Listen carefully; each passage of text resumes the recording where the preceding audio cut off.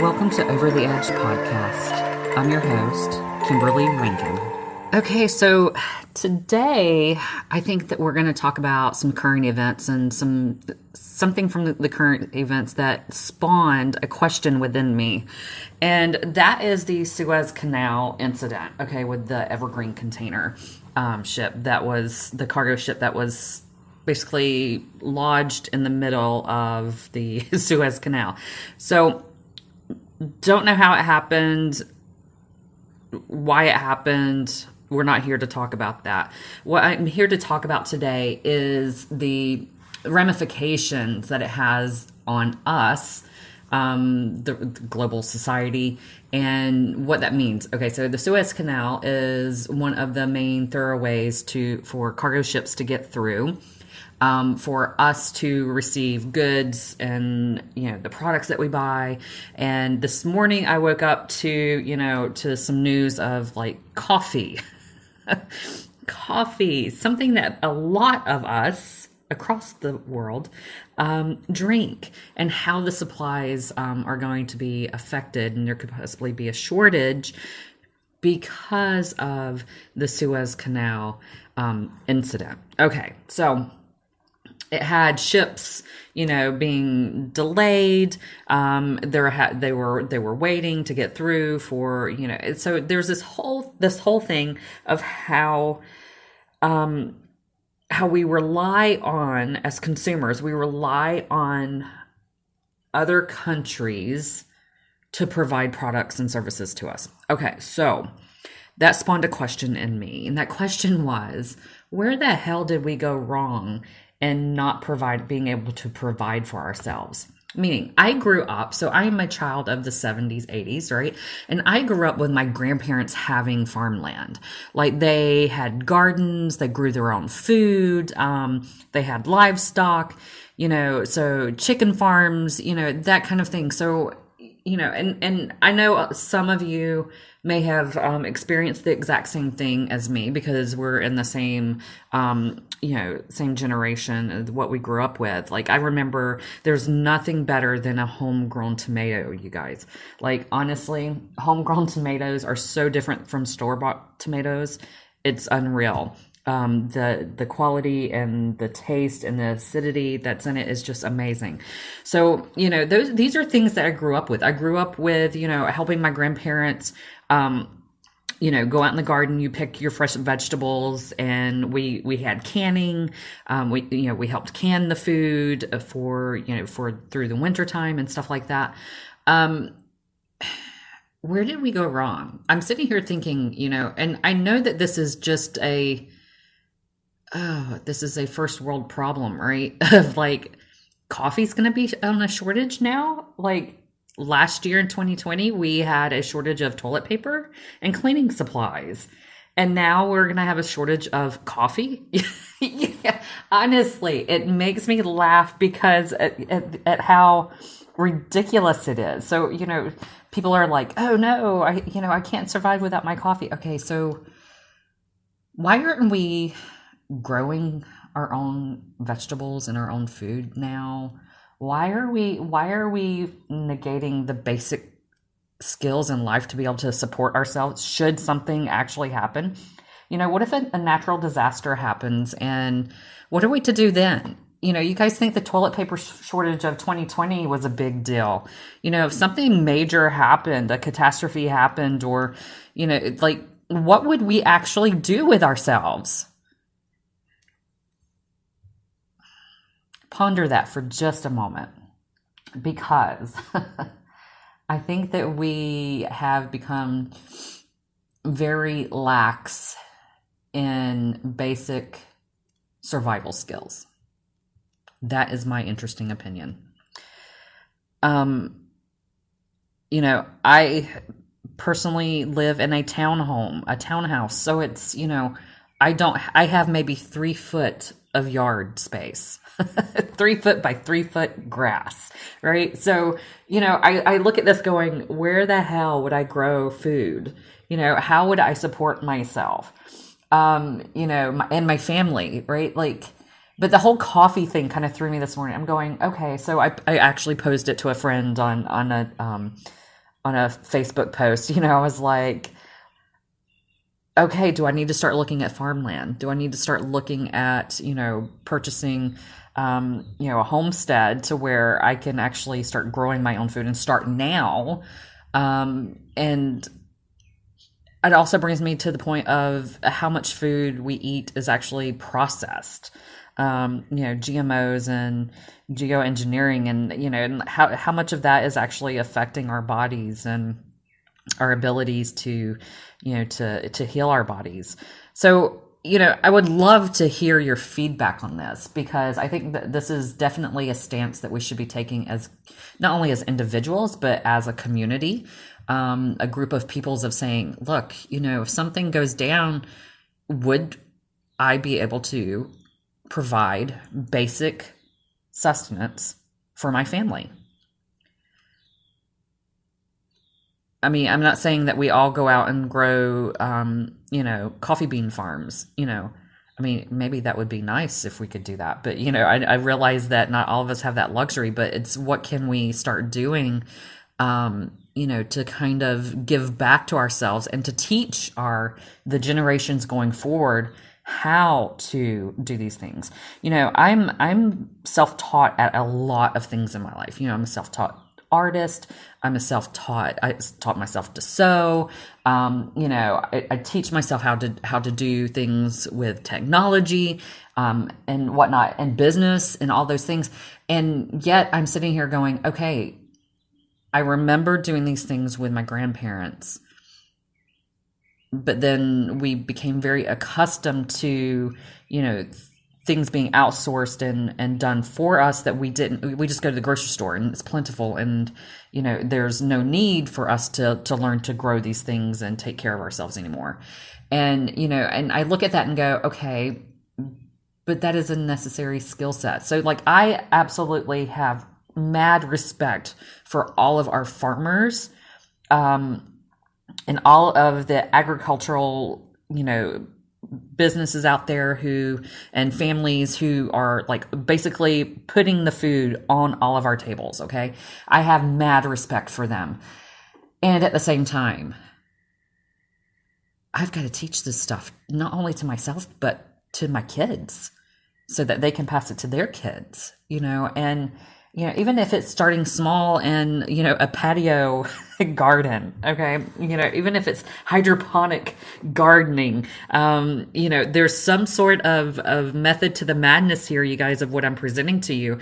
Is it's time for us to start rebuilding that skill set. That's the only way that evolution is really going to propel us. I know some of you may be sitting there going, oh, but evolution isn't about, about farming. It's about technology, and it's about, what we can do medically. Well, let's take technology out of it, right? If something happened and technology was totally wiped from our planet, what are we going to do? Our basic needs are food, water, shelter, right? Food, water, shelter. So, and that spawns another question. I wish you guys could see the little cogs working in my head. It's like, do I know how to build things? Well, I know how to build basic things, but when it comes to building a house and building shelter, I don't know how to do that. So now I have mad respect for all of our construction workers, all of our engineers and architects that know how to do all of this stuff. So I guess what I'm saying is where can we really start looking at, getting back to basics? I had, you guys, growing up, I had a class, and it was like in elementary leading into middle school, so prior to high school, and it was home economics, where we learned basics about cooking and about food, and we learned basics on like how to sew and repair your clothing. Those things are important. I think we've become very accustomed to what was the Fight Club, where Edward Norton says that we've become a single serving society, right? We've become this kind of, you use it once, you throw it away, you get another one, right? That's the whole basis of it, is that we become this single serving society where, hey, I'll just, look up Amazon, and I'm not knocking Amazon by any means, because I thoroughly love shopping on Amazon. But, it's like we just, like, I'll Google or something, or I'll look up on Amazon and I'll order another one and it'll be here in 2 days. We've become very lax in the things that we do. I'm grateful. I'm not knocking technology, you guys. I'm very grateful for technology. What I'm saying is, I am wondering, at what point do we actually start working on these basic survival skills? Fire building. How do we do that without a lighter? Flints. How do we do that? How do we integrate that into teaching our kids and our grandchildren going forward? So like I said, I grew up in the 70s and 80s, and we were outdoors a lot. There wasn't a time that my parents didn't kick me outside, with my siblings and say, you know what, you guys stay outside all day long. I don't care. Come in, get you some water, get you something to drink, but back outside, go play. And that was typical for us, I think that there's things that we've moved away from as a society. And I don't want to use the term lazy, but we have gotten a little lazy, and I think some of us are waking up to that. Actually, probably, I'm hoping that a lot of us are waking up to that there's this natural process that, one, with our immune systems, that gets stimulated by being outdoors and, working with, plants and the dirt, and being out in the sun, the natural sunlight, which provokes the production of vitamin D3, right? Which is one of the key vitamins that our body needs in order to thrive and survive and have a great immune system that helps protect us. But going back to the whole thing of, processed foods, we ate growing up a lot of foods that were all natural, that came from the garden, that were, came straight from the farm. You want to talk about farm to plate, that is exactly what we had. My mom's side of the family they raised chickens. They had chicken houses. My dad's side of the family, they were farmers. They had cotton fields. They had, they had gardens. They took care of things, and I look at that also as a community. I grew up in that time frame where we had, I know this, I'm going to be dating myself right now, but we had general stores. The kind where you go in and you can actually buy flour and you buy cheese from the hoop. If you don't know what hoop cheese is, you need to look that up, because that was some amazing cheese growing up, right? Where they slice it off and they give it to you. You can talk about true farmer market style general stores. And, I grew up in the South, in the little backwoods of Georgia. And, you guys, it was amazing at how sustainable my grandparents were. We're talking about a generation that went through the Great Depression. We're talking about a generation that really knew hard work. Farming is hard work. That's a lot of labor, very labor intense.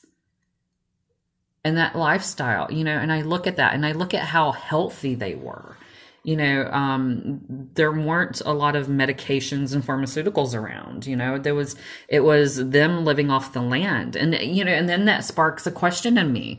Is that the reason why, we've been moved away from that type of lifestyle? We've become more reliant upon pharmaceuticals to heal our body versus nature and, the way that was intended. I'm not knocking pharmaceuticals, because medicines have their place. Okay. Modern medicine has its place. There's a lot of things that modern medicine has done for us and continues to do for us. What I'm saying is, at the same time, where can we start really giving back to ourselves in a more natural way? Because honestly, I think that's how we are going to evolve, is by integrating both. But it all starts with us. It all starts with us. It starts with us, learning these skills and not being reliant upon, big technology, or being reliant upon, other countries to supply our food source. So I don't know exactly what this, was supposed to spawn within you, other than to get you thinking about, what it is to really be sustainable. A lot of people think sustainability is, going off the grid and, having solar panels and it's, that may be part of it, but really sustainability is if shit really hit the fan, would you be able to support yourself and your family with basic needs? Food, shelter, water, right? And, so if anything, maybe this encourages you to learn something new today, to start really looking into and doing research on, what it is that, a skill set that you might need to put under your belt. And perhaps this will help others out there appreciate the farmers and the construction workers and all of the laborers who help supply these basic necessities for the rest of us. So I think I'm going to end on that point. Maybe it's just to get your noodle thinking today about, what actually is important to us. It's not necessarily the latest phone technology that we hold in our hand. Perhaps it's the basic necessities that we all need to go back and revisit. And what can we do? And is there a sustainable way of helping the planet, helping humanity survive, and helping propel us into the next generation and generations to come? So I think on that note, you guys, I'm going to end it. I hope that this finds you well this week, and I'm sending you all so many blessings. And until next time.